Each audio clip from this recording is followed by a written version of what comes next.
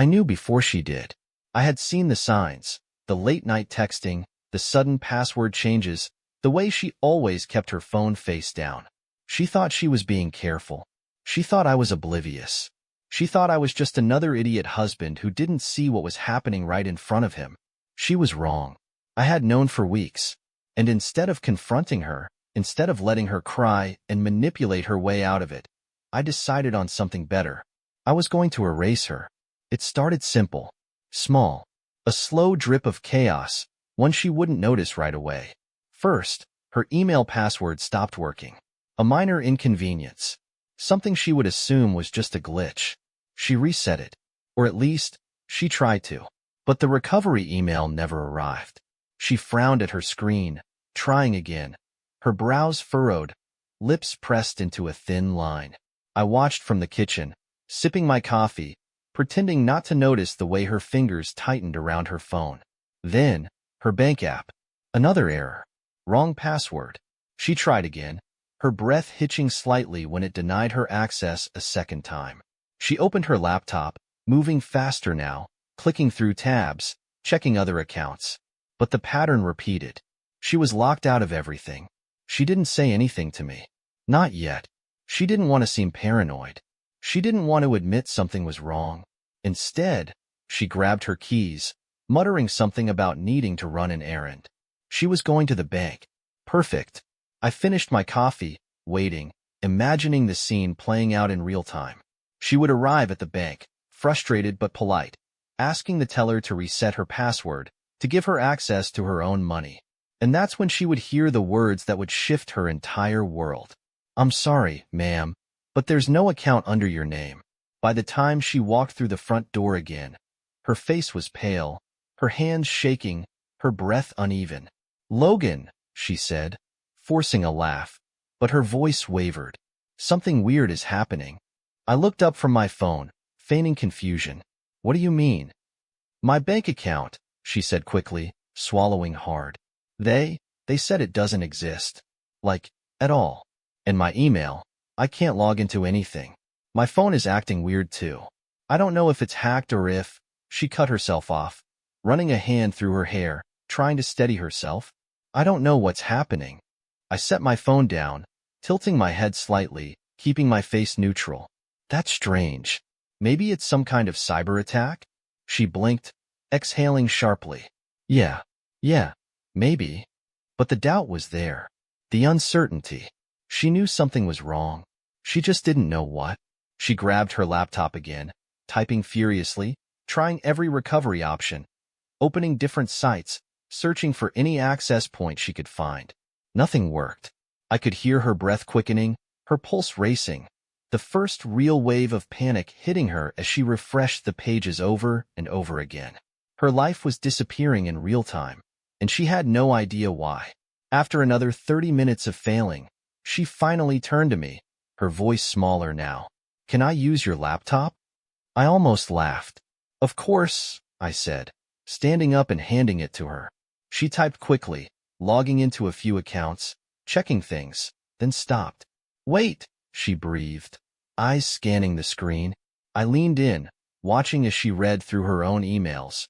But they weren't her emails anymore. Some had been deleted. Some had been altered. Conversations were missing. Messages she had sent were rewritten, twisted, changed into things she had never said. Her voice was shaking now. "This isn't right." I frowned, acting confused. "What do you mean?" She turned the screen toward me, her hands trembling as she pointed at an email, one she had never written but was sent from her account. A resignation letter. I pretended to read it, my expression carefully blank. Did you quit your job?" Her breath caught, her eyes wide. "No," she whispered. "I didn't send that." "Then who did?" She didn't answer. She was staring at the screen, completely still, completely silent, completely terrified. Because now, she understood. This wasn't just a cyber attack. This wasn't just a technical issue. Someone was doing this to her. Someone was taking everything from her, piece by piece, wiping her existence from the world. And she had no idea that it was me. She didn't speak for a long time. She just stared at the screen, her hands shaking slightly, her breath uneven as she read the resignation letter again and again. Like the words might change, like she could somehow will them into something that made sense. But they wouldn't. They never would. Because she hadn't written it. I had. And now, she was starting to understand what that meant. She tried to reply to the email, fingers flying over the keyboard, desperation creeping into every movement. But when she hit send, an error message popped up. The email address no longer existed. Deleted. Gone. She swallowed hard, pressing a hand to her forehead, muttering under her breath, trying to calm herself down, but it wasn't working. I could see it in her eyes, the way her mind was racing, trying to put the pieces together, trying to find a logical explanation, but there wasn't one. At least, not one she wanted to admit. Because admitting it meant accepting that someone was doing this to her. That someone was inside her life, her accounts, her world. That someone had taken control. And she had no idea who. She grabbed her phone, unlocking it so quickly her fingers slipped on the screen, and I watched as she scrolled through her contacts, breathing faster now, tapping on names, clicking on texts, only to find nothing. Her messages were empty. Entire conversations wiped clean. Numbers missing, call logs erased. No, she whispered, shaking her head, scrolling faster, searching for something, anything, familiar. No, no, no. She tapped on her mother's number, pressing call, putting the phone to her ear. It rang once, twice. Then a robotic voice filled the silence. This number is not in service. She pulled the phone away, staring at the screen in disbelief, then tried again. Same result. Then another contact. Then another. Each time, the same robotic voice. She let out a shaky breath, glancing at me for the first time, and I could see it now, the fear, the doubt, the realization that something was very, very wrong. Logan, she said slowly, her voice uneven, her grip on the phone so tight her knuckles turned white. Something is happening to me. I tilted my head slightly, keeping my face carefully neutral. What do you mean?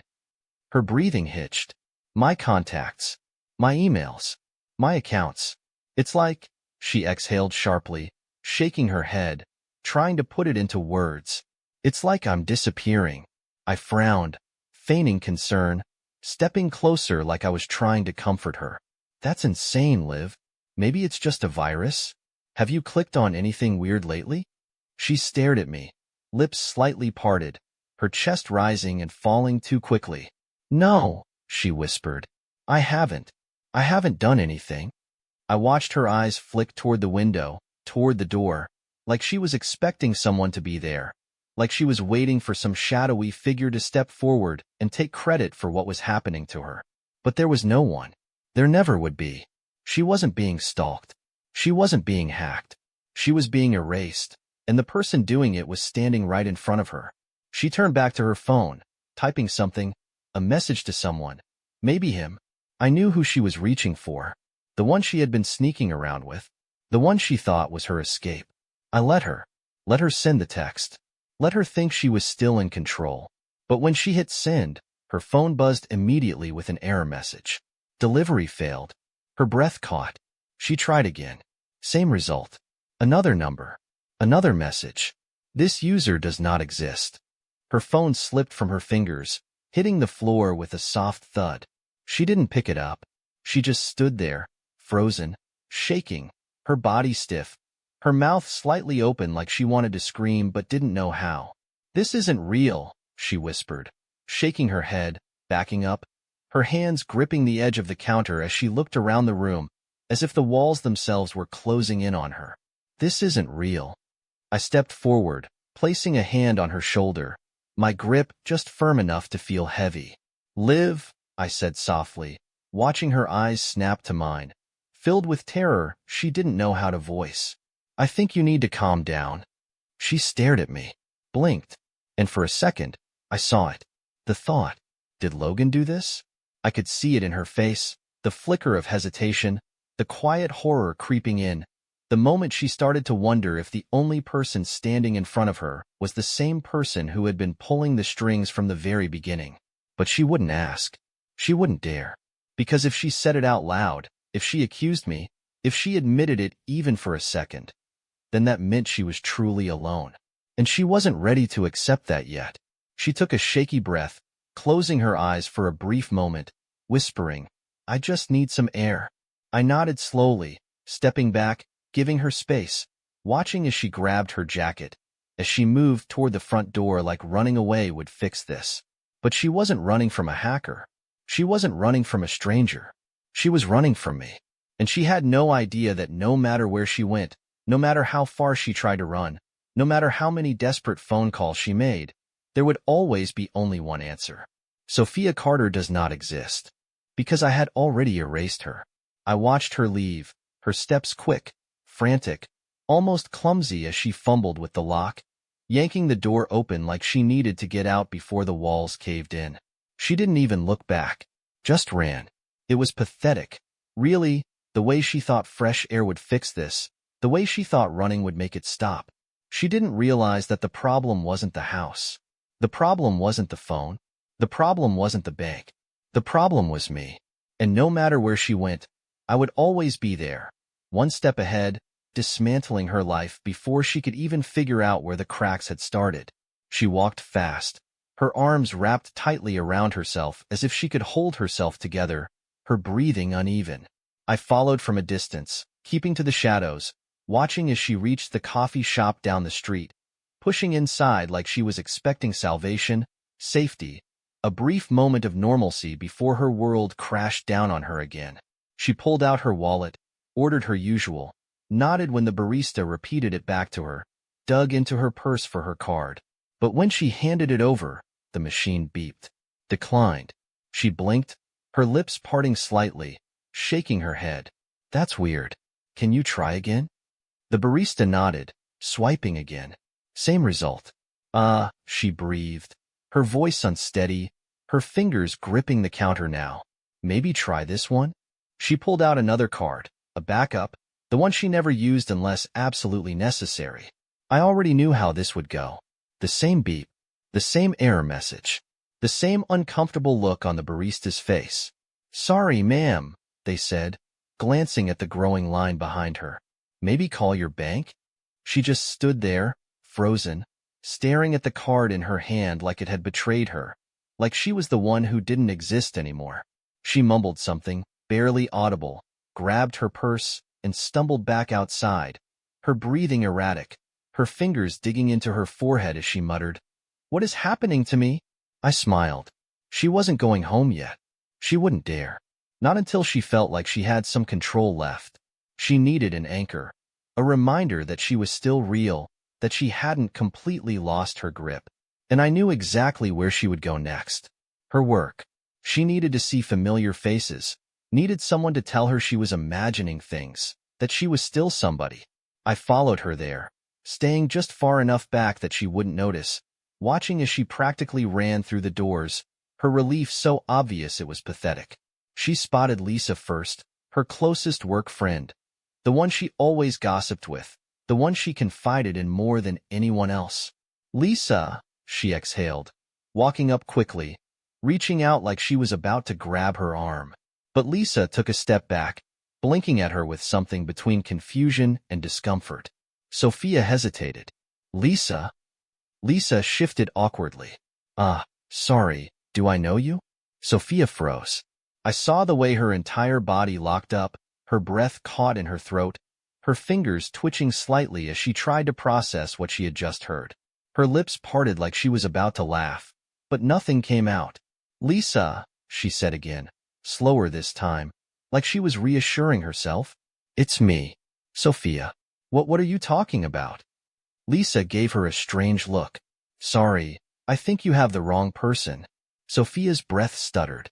"No," she whispered, shaking her head. "No, that's not, Lisa. Stop messing around. We work together. She let out a nervous laugh, gesturing around the office. "You sit 2 desks away from me." Lisa took another step back. "I don't work here." Silence. Dead, suffocating silence.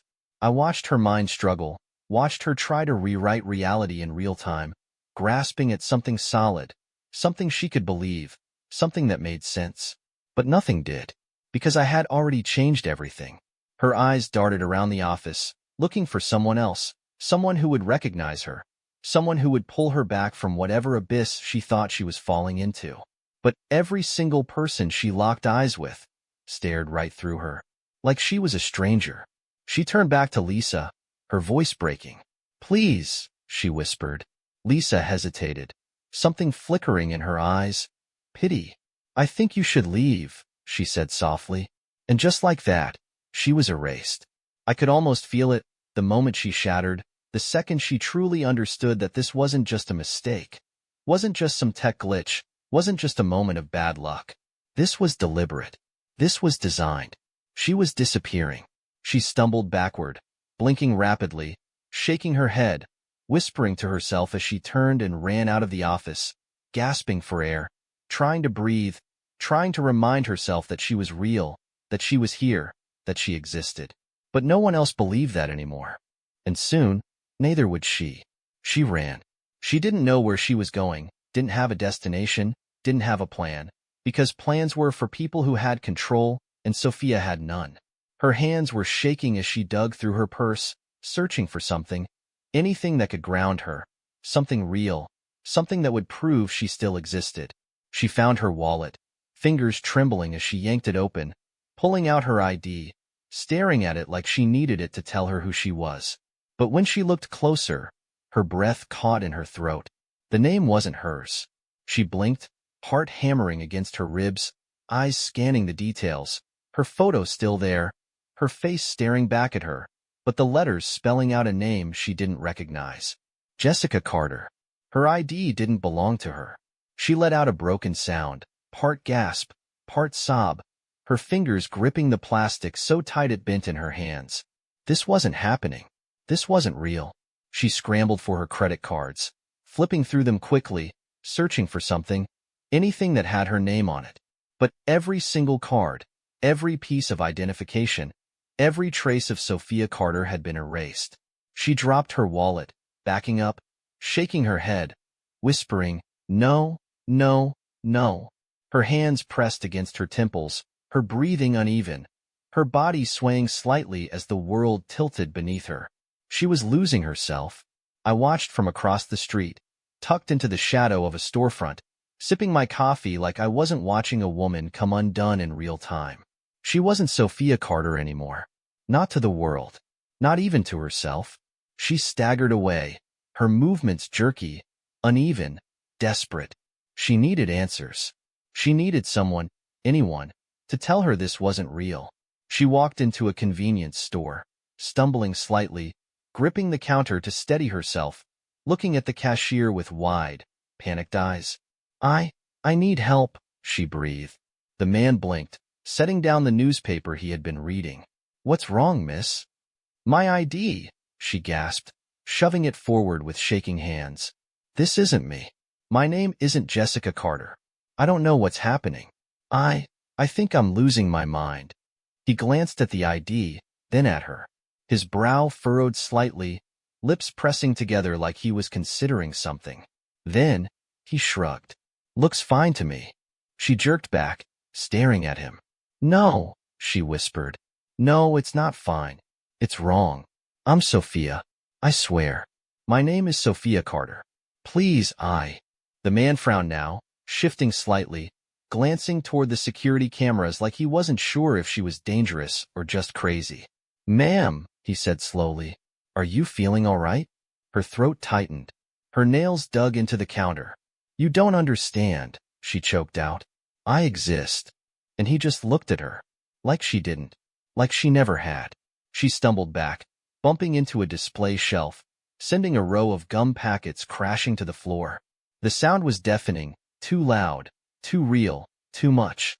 She turned and ran, bursting out onto the sidewalk, gasping for air like she was suffocating, like the world was closing in on her. And I let her. I let her run. I let her believe she was lost, alone, slipping away. Because this was the best part. The part where she stopped fighting, stopped searching, stopped trying to fix it. The moment where she realized there was nothing left to save. She had no job, no bank account, no home, no identity, no one. She stopped near a park bench, dropping onto it like her legs couldn't hold her anymore. Her hands curled into her lap, her fingers twitching slightly, her eyes staring at nothing, her chest rising and falling in slow, uneven breaths.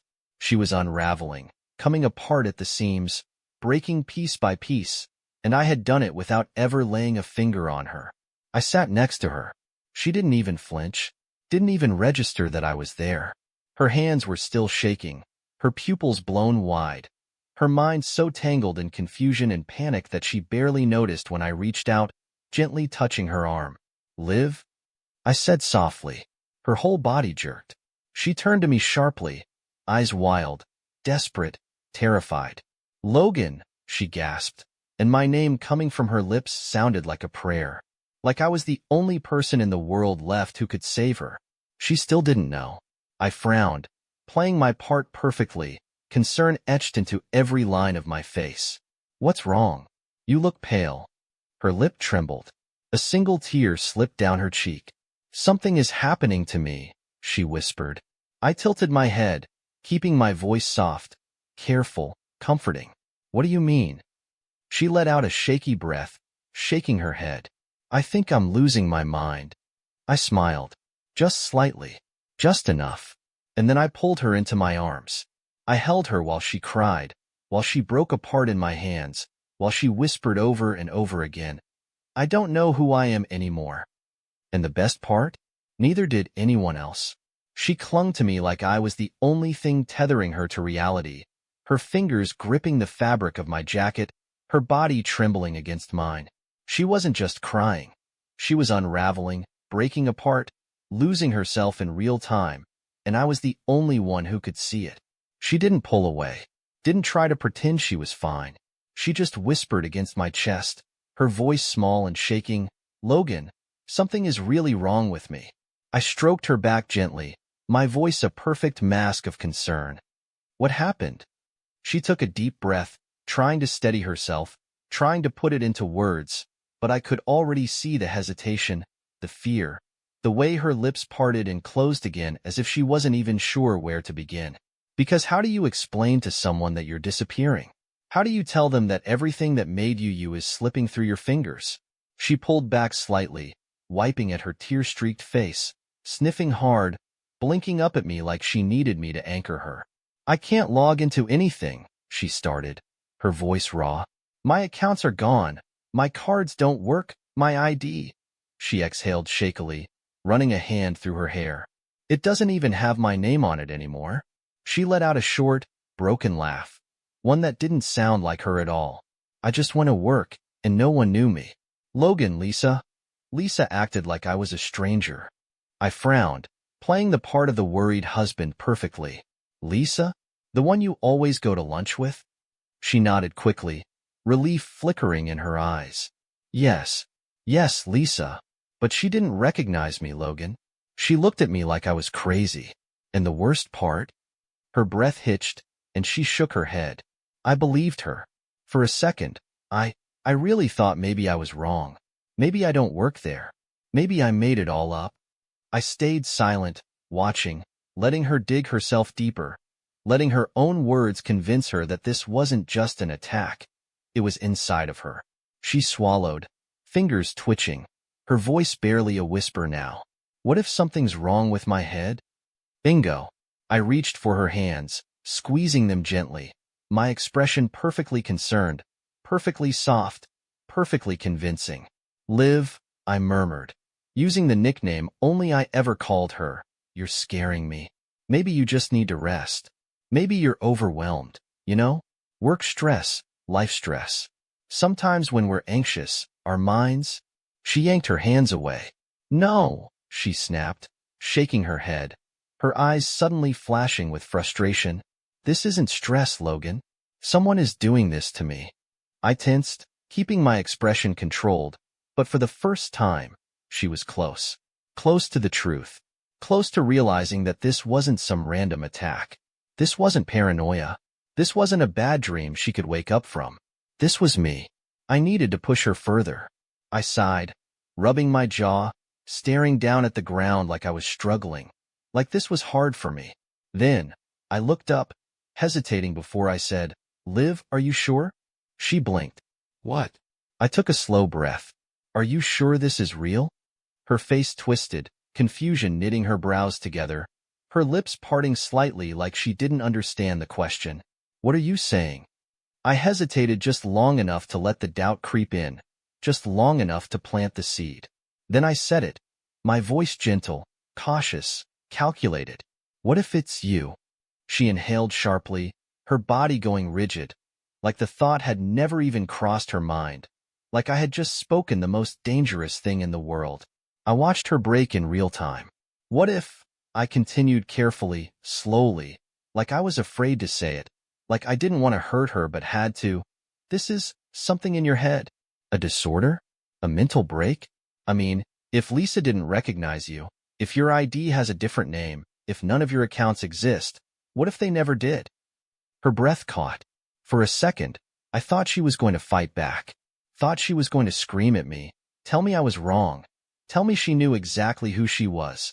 But instead, she just sat there, blinking rapidly, her fingers curling into fists in her lap, her chest rising and falling too quickly. Because for the first time, she didn't know. I saw it in her eyes. The flicker of hesitation. The first real moment of uncertainty. She was questioning herself now. Not just the world, not just the accounts, not just the disappearing details. Herself. What if she had made it up? What if Sophia Carter never existed? I placed a careful hand on her knee, letting my touch linger, letting her feel the weight of it, the only real thing left in her life. "I'm here," I whispered. "I believe you. No matter what's happening, no matter what's real or not. I'm here." She closed her eyes, exhaling shakily, like she was giving in. She still didn't know, but she would. Soon. And by the time I told her the truth, it wouldn't matter. Because Sophia Carter would be gone, and I would be the only one left to remember she ever existed. She didn't speak for a long time after that. She just sat there, staring at the ground, her hands limp in her lap, her breath slow and uneven. She was trying to fight it, trying to find some way to convince herself that this wasn't happening, that she was still real. But the doubt was there now, planted like a slow-growing infection, creeping through her mind, spreading through her thoughts, making her question everything she thought she knew. I could see it in the way she swallowed hard, the way her fingers twitched slightly, the way she pressed her palms against her temples like she could hold herself together. I let the silence stretch between us, let her sit in it, let her own mind finish the job I had started. Because this wasn't about convincing her that I was right. This was about making her convince herself. She finally looked up at me, her eyes red, tired, filled with something she didn't want to say out loud. She licked her lips, hesitated, then whispered, "Logan, what if I'm not okay?" Her voice was small, fragile, a quiet, broken thing that barely even sounded like her anymore. She was losing herself, and she didn't even realize she was handing herself over to me. I reached for her hand, squeezing it gently, my face carefully composed, worried but strong, patient but understanding. "Hey," I murmured, brushing my thumb over her knuckles. "It's okay. We'll figure this out together." She let out a slow breath, nodding, trying to convince herself that she still had me, that she wasn't alone. But she was. She just didn't know it yet. I needed to take the final step. She was already doubting reality, already questioning herself, already unsure whether she could even trust her own mind. Now, I just needed to break her memories. I waited until later that night, when she was curled up on the couch, silent, lost in her own thoughts. She hadn't touched her phone in hours. She didn't see the point. There was nothing left for her there. The messages were gone. The numbers didn't exist. The world had forgotten her. I sat down beside her, setting down 2 mugs of tea, watching as she blinked at them absently, then reached for one with trembling fingers. She was barely eating, barely functioning, just existing, and I was about to take that away from her too. "Hey," I said softly, keeping my voice low, calm, steady. "Do you remember our first vacation together?" She looked up at me, surprised, like she wasn't sure where the question had come from, like she hadn't expected something so normal.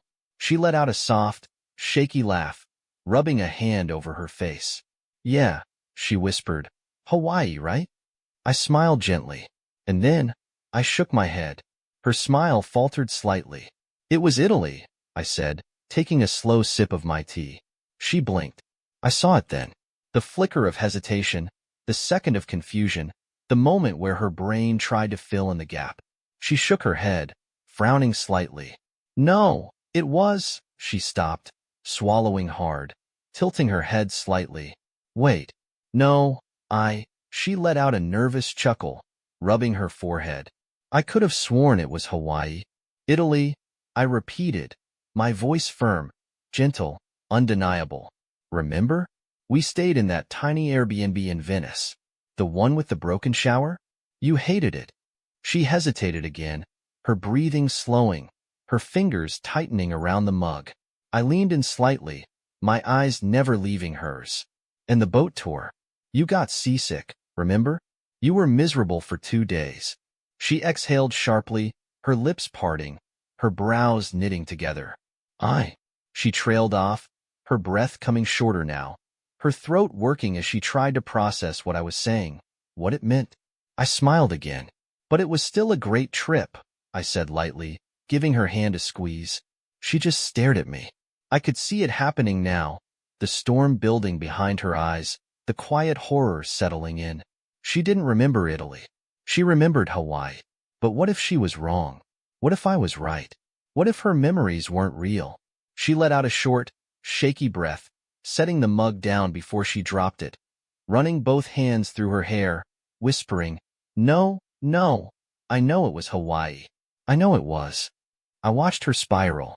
Liv, I murmured softly, gently, like I was trying to save her.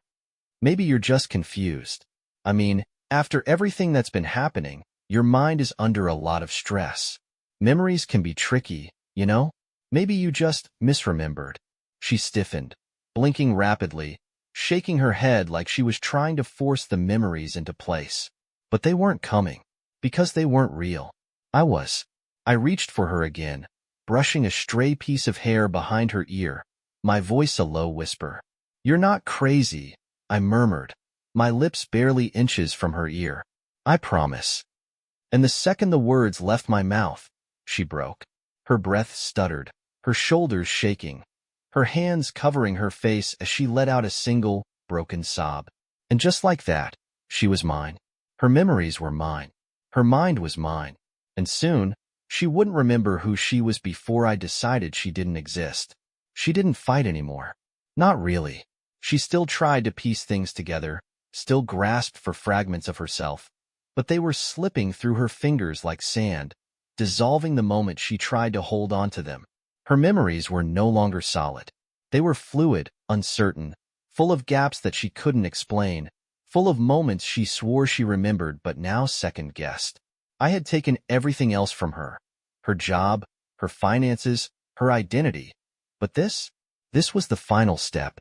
The moment she lost the one thing I couldn't erase digitally, herself.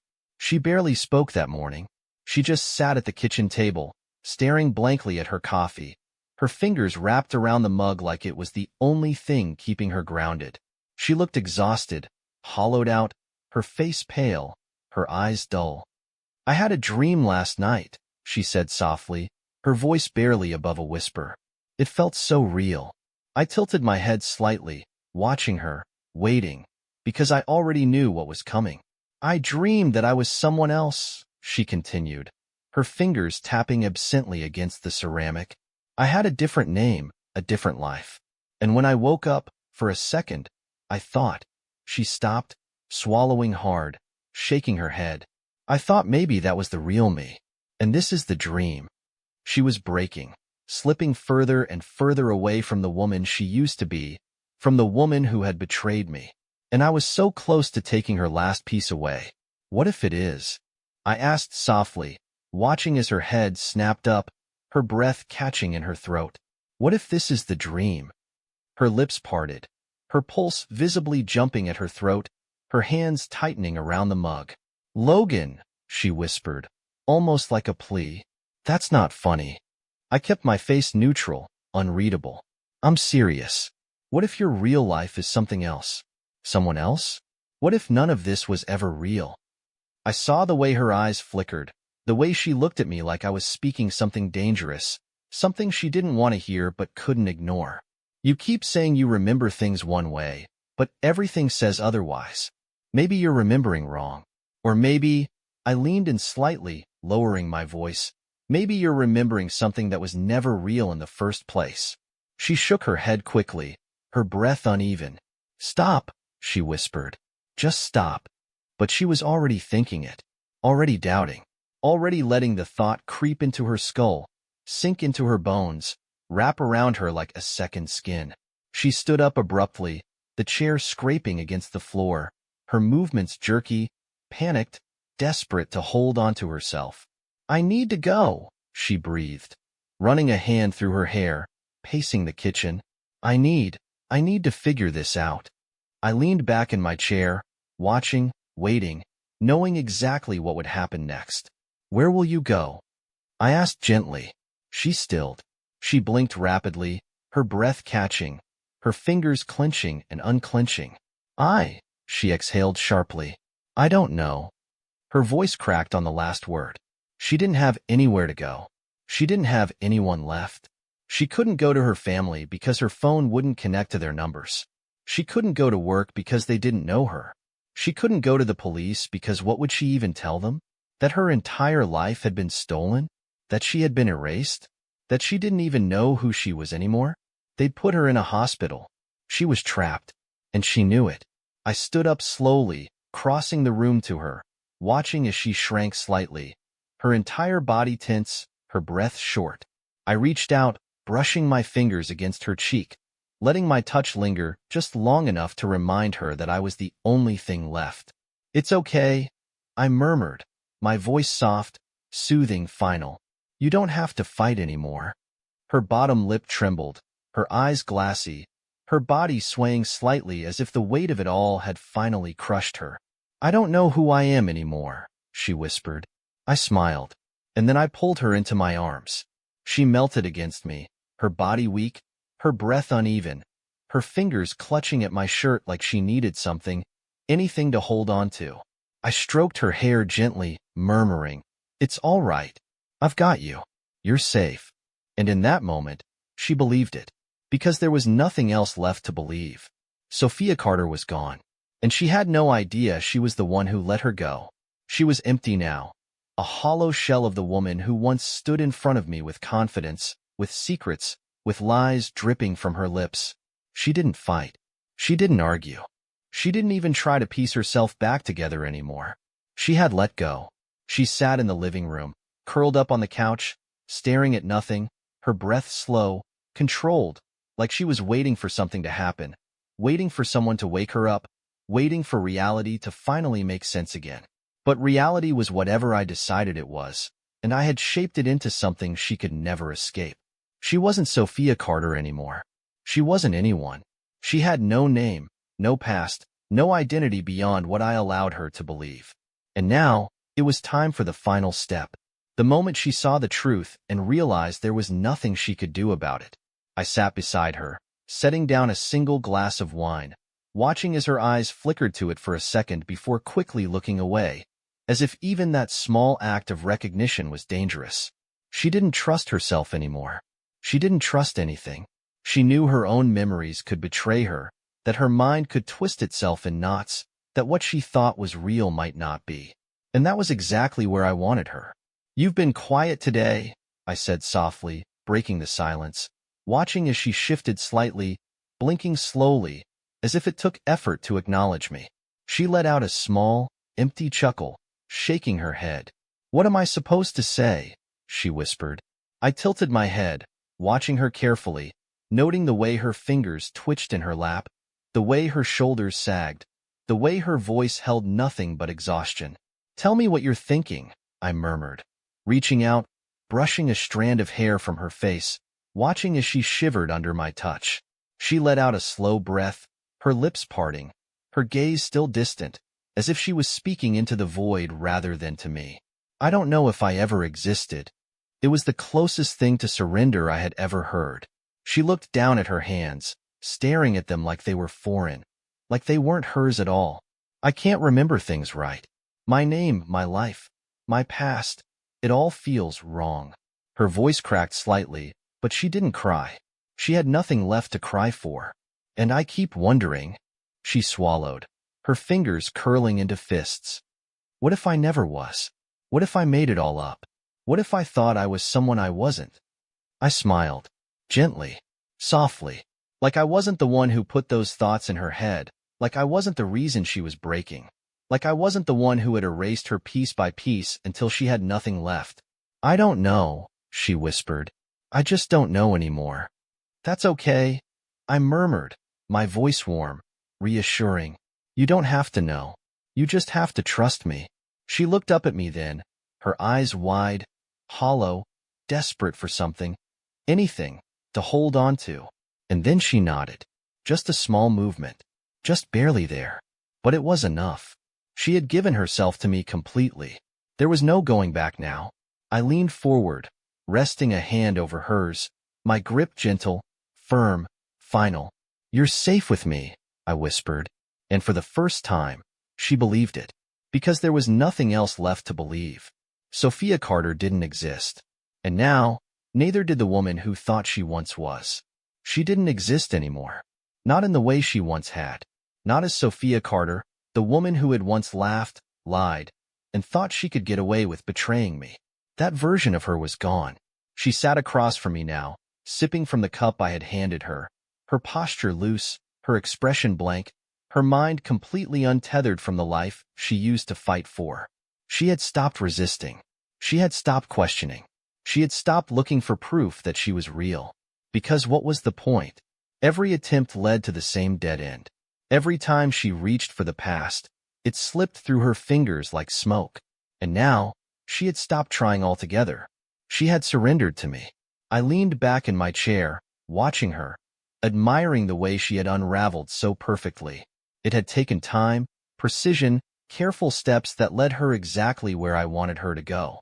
She had run, fought, pleaded, but in the end, she had nowhere to go. No one left to turn to. I was all she had left, and I had made sure she would never question that again.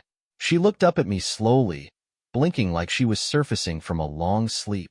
I feel different, she murmured, her voice distant, empty, the hesitation of someone who didn't trust their own words. I smiled gently, setting my cup down.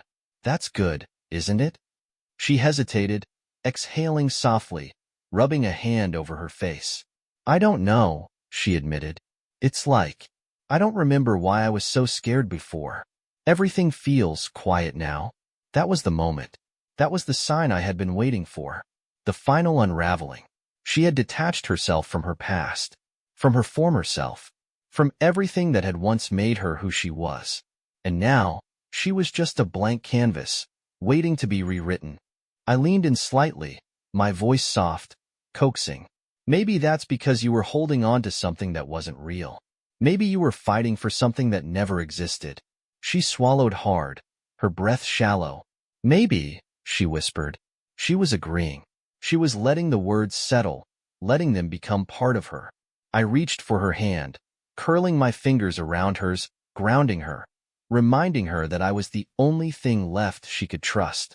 You don't have to be scared anymore, I murmured. You're here. With me. That's all that matters now. She exhaled slowly, nodding. And just like that, she was mine. Completely. She would never search for herself again. She would never question what was real. She would never look at me and wonder what I had taken from her. Because she didn't know.